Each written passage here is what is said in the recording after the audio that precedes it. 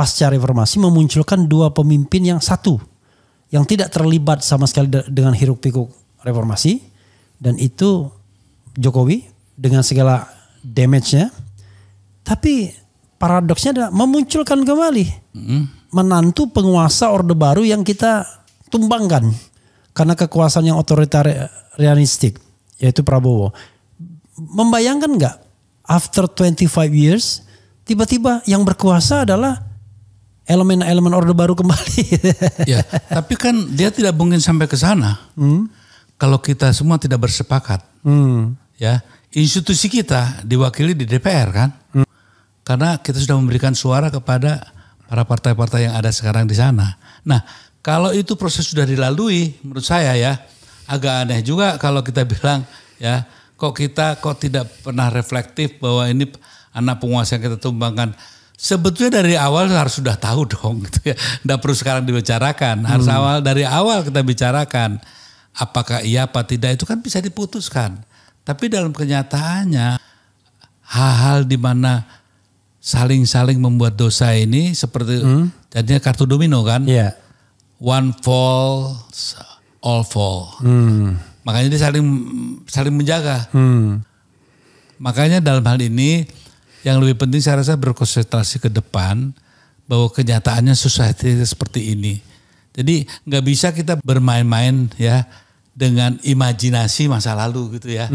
Yang tidak mendapat dukungan secara luar biasa atau secara kekuatan yang real. Tapi Mas ya, saya ingat Rocky Gerung mengatakan Jokowi yang sipil itu berwatak militaristik, itu damage-nya luar biasa. Betul. Gila bener ya.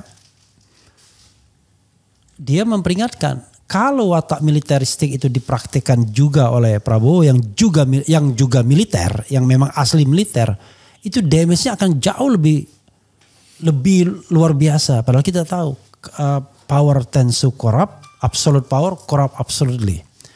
Dan kita tahu bahwa warisan 10 tahun ini adalah lemah sekali civil society. Bahkan menghadapi kelakuan Jokowi yang sudah lame duck office aja kita nggak mampu. Masih ada ketakutan baik rakyat maupun elit.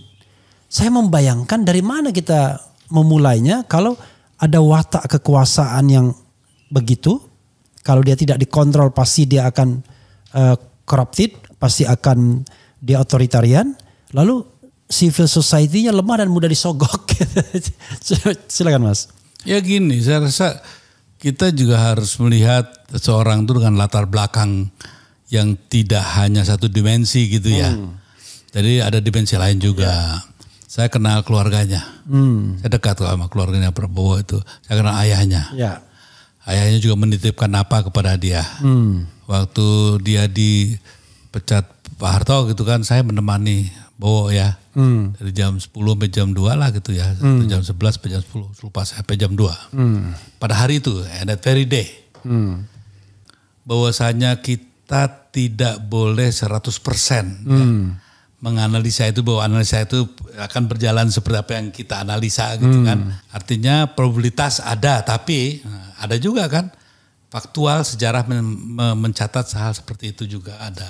Prabowo ini contohnya, kenapa dia sangat Islami gitu ya kan ya, karena memang keluarganya juga kan ibunya Kristen, ada-adanya taat yang baik, Kristen yang baik. Di keluarganya juga ada salah satu ponakannya juga ada yang Islam. Jadi dia juga ingin menunjukkan bahwa I'm a good Muslim. Bapaknya kan Muslim, ibunya Kristen itu kan. Sehingga tidak mau dia terhimbas. Sumitro itu Muslim? Iya Pak, ya bapaknya Muslim lah. Oke. Ibunya yang Kristen, kan Manado ya. Iya. Kalau Pak Mitro kan orang Kebumen ya, Banyumas lah, Banyumas itu kan.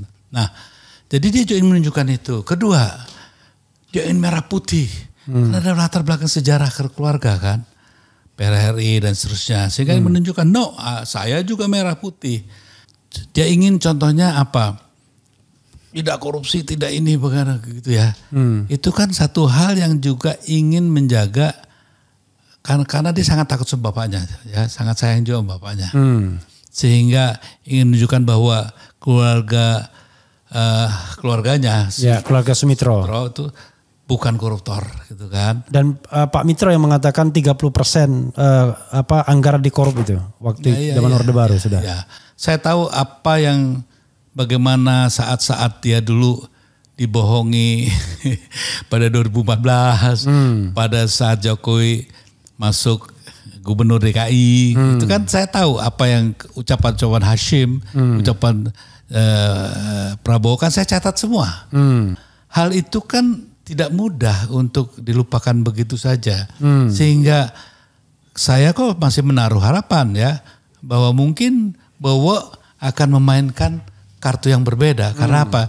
Dia ingin menghapus semua itu. Dia juga orang yang tidak bodoh kok.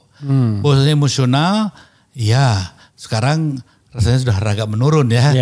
Tapi itu yang ditakutkan. Tapi dia bukan orang bodoh sehingga perhitungan. Kalau orang bisa sampai 3 atau 4 kali ya gagal masih maju, dia punya kesabaran yang luar biasa. Sehingga menurut saya mungkin dia tunggu waktu yang tepat ya untuk memainkan kartunya.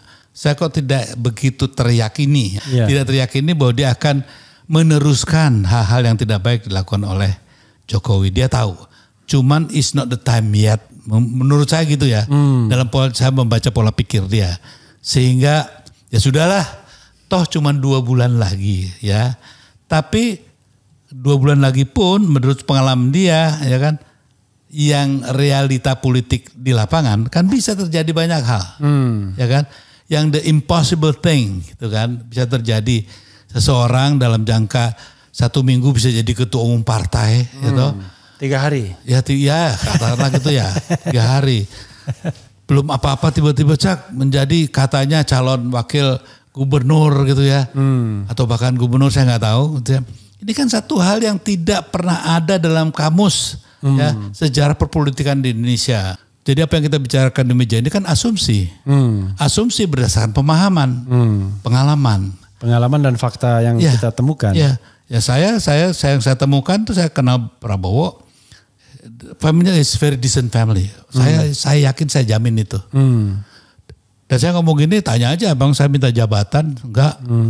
Saya juga pernah nolong Bowo dan setinggalkan karena waktu saya gak cocok gitu ya. Kenapa kok harus pergi ke orang yang waktu itu kamu musuhin gitu kan.